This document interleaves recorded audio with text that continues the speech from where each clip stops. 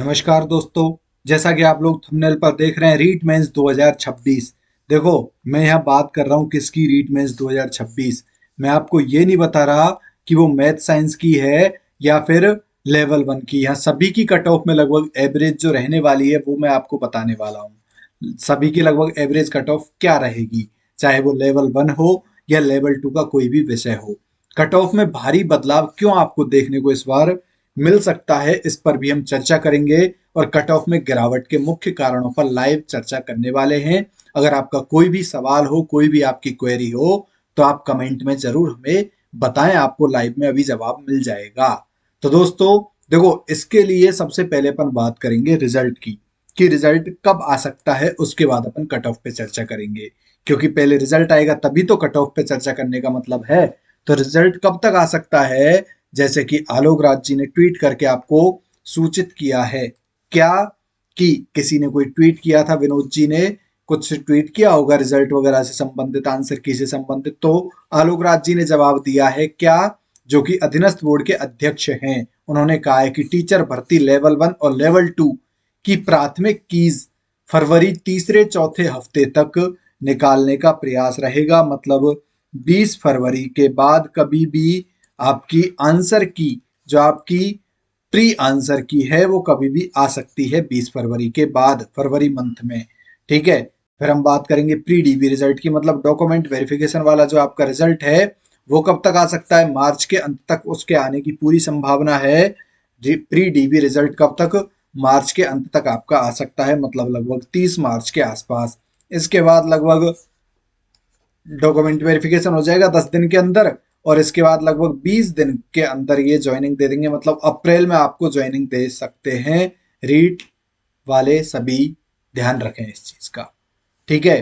फिर आगे अपन जो महत्वपूर्ण जानकारी है उस पर हम चर्चा कर लेते हैं, जो कि कट ऑफ को निर्धारित करेगी। अब वो महत्वपूर्ण जानकारी क्या है, देखो, जैसे कि आप सभी को अच्छे से पता है कि पेपर का लेवल कैसा था, पेपर का लेवल कैसा था। ठीक है। एक्सपर्ट ने क्या कहा, पद कम है, होड़ ज्यादा है, कट ऑफ ज्यादा रहने के आसार हैं। लेकिन मेरे हिसाब से क्या रहेगी वो मैं आपको बता देता हूं, क्योंकि देखो, मेरे अनुसार मैं आपको बता रहा हूं, लेवल टू में संस्कृत की जो कट ऑफ है वो कम रह सकती है, क्योंकि उसका पेपर, सॉरी, वो ज्यादा रह सकती है क्योंकि उसका पेपर कैसा था, इजी था। लेकिन इतनी ज्यादा भी वो नहीं रहेगी। और वो क्यों नहीं रहेगी इतनी ज्यादा, वो इसलिए नहीं रहेगी क्योंकि उसमें परीक्षार्थी कितने थे, परीक्षार्थी उसमें कम थे, परीक्षार्थी उसमें कम थे। तो ज्यादा अंतर इसमें भी देखने को नहीं मिलेगा। लगभग सभी की एवरेज कट ऑफ समान रहेगी। और लगभग समान कितनी रहेगी वो मैं आपको अभी बता देता हूं, लगभग समान क्या कट ऑफ रहेगी। ठीक है। जैसे कि इसको, कट ऑफ को डिसाइड करने वाले कुछ मुख्य बिंदु हैं, उन पर हम चर्चा कर लेते हैं। सबसे पहले तो कट ऑफ को डिसाइड करने वाले, एक तो होती है पदों की संख्या, पदों की संख्या। अब सभी लोगों का क्या कहना है, सभी लोगों का कहना है कि भाई साहब इस बार पद टोटल 7700 के आसपास ही थे। कितने थे, 7700 के आसपास ही थे, तो कट ऑफ तो हाई जाएगी। ठीक है, हमने आपकी बात मान ली, भाई साहब 7700 के आसपास पद थे, तो आपने जैसा कहा 7759 पद थे, तो आपने कहा कि कट ऑफ हाई जाएगी, हमने आपकी बात मान ली। लेकिन क्या आपने पेपर का स्तर देखा, क्या आपने पेपर का स्तर देखा, पेपर का स्तर पहले क्या था, कैसा था पेपर का स्तर। क्या आपने इस बार पेपर का स्तर देखा, इस बार पेपर का स्तर कैसा था, पिछला और अब का दोनों में कंपैरिजन किया होगा ना आपने, अंतर किया होगा। तो इसके हिसाब से भी आप एक बार अनुमान लगाइए। उसके बाद अगली चीज देखिए भाई साहब, फर्जीवाड़ा, फर्जीवाड़ा पिछली बार का शायद आपको याद होगा या नहीं है, सेकंड ग्रेड के तो बसों में बिके थे, बसों में सॉल्व करवाए थे पेपर। तो ये भी आप देखिए कि पिछली बार और अब की बार कितना अंतर है या नहीं है। ठीक है, 2018-19 वाले अब भी पकड़ में आ रहे हैं, और अब भी कुछ होंगे फर्जी, लेकिन शायद बसों में सॉल्व तो नहीं करवाए होंगे।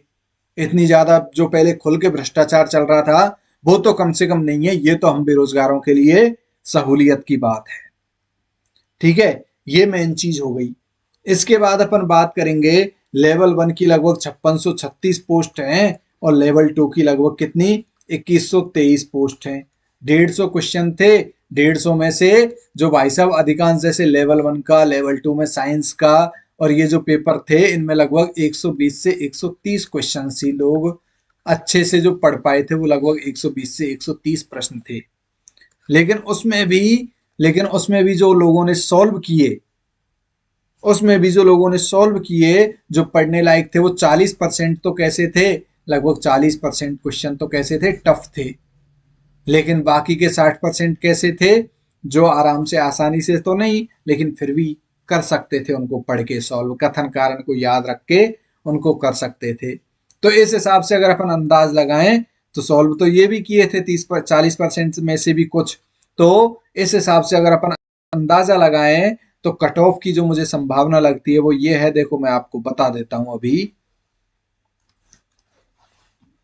जो कट ऑफ की जो मुझे संभावना लगती है इसके हिसाब से, वो ये है जनरल की, जिसके 71%, 71% जिसके हैं, चाहे वो एग्जाम कोई भी हो, ठीक है, मैं ये नहीं कहता कि लेवल 1 का या फिर लेवल 2 के किसी सब्जेक्ट का, जिसके जनरल में 105 प्रश्न सही है ना, नेगेटिव हटाने के बाद। ऐसे मत करना कहीं कोई डायरेक्ट ही कि साहब मैंने 150 किए थे, 145 तो मेरे गलत हो गए, 105 मेरे सही है, मेरा हो जाएगा क्या? तो ऐसा नहीं है। जिसके जिसके नेगेटिव हटाने के बाद 105 सही है, तो वो आराम से किसमें, आराम से सिलेक्शन अपना ले लेगा, रीट मुख्य परीक्षा में भी पास वो हो जाएगा, एक एक गुने में वो पास हो जाएगा। ठीक है, लगभग आइडिया है सभी का, एक का नहीं है। ओबीसी की अगर अपन बात करें, लगभग 69% के आसपास जिसके हैं, 69 या 70% के आसपास जिसके हैं, वो आराम से अपना सिलेक्शन ले लेगा। ईडब्ल्यूएस की परसेंटेज निकाल लेना, जैसे कि इसका मैंने बता दिया है कितना, 71% का 105 क्वेश्चन। तो ऐसे ही इसका भी आप आइडिया लगा लेना, लगभग 69, मतलब 69% कितना हो जाएगा, लगभग 103 क्वेश्चन। 103 से 104 क्वेश्चन जिसके हैं, वो आराम से अपना सिलेक्शन ले लेगा। ईडब्ल्यूएस की अगर अपन बात करें तो ईडब्ल्यूएस में लगभग जिसके 67%, कितने, 67% जिसके हैं, मतलब लगभग 100 क्वेश्चन जिसके हैं, वो आराम से सिलेक्शन ले लेगा। और 65 की, सॉरी, एमबीसी की अगर अपन बात करें तो लगभग 65% जिसके हैं, वो आराम से सिलेक्शन ले लेगा, मतलब लगभग 97 क्वेश्चन जिसके सही हो रहे हैं, वो सिलेक्शन की दौड़ में शामिल है एमबीसी कैटेगरी में।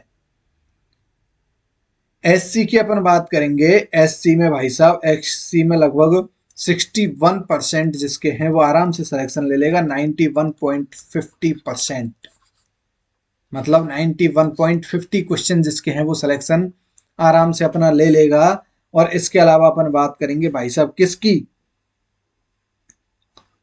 एसटी की, तो जिसके 58% जिसके बन जाएंगे नेगेटिव के बाद, वो आराम से सिलेक्शन ले लेगा, मतलब जिसके 87 प्रश्न है, वो आराम से सिलेक्शन की दौड़ में शामिल हो जाएगा। ये है हमारी क्या, फाइनल कट ऑफ। अगर आपको वीडियो अच्छा लगा हो, वीडियो को ज्यादा से ज्यादा शेयर कर देना, सभी लोगों तक पहुंचा देना, और बता देना कि क्या कट ऑफ रहेगी, क्या नहीं रहेगी। जिसने भी एग्जाम दिया है भाई साहब, दुखी मत हो ना, तैयारी आगे करते रहना। मिलते हैं अगले वीडियो में। जय हिंद, जय भारत।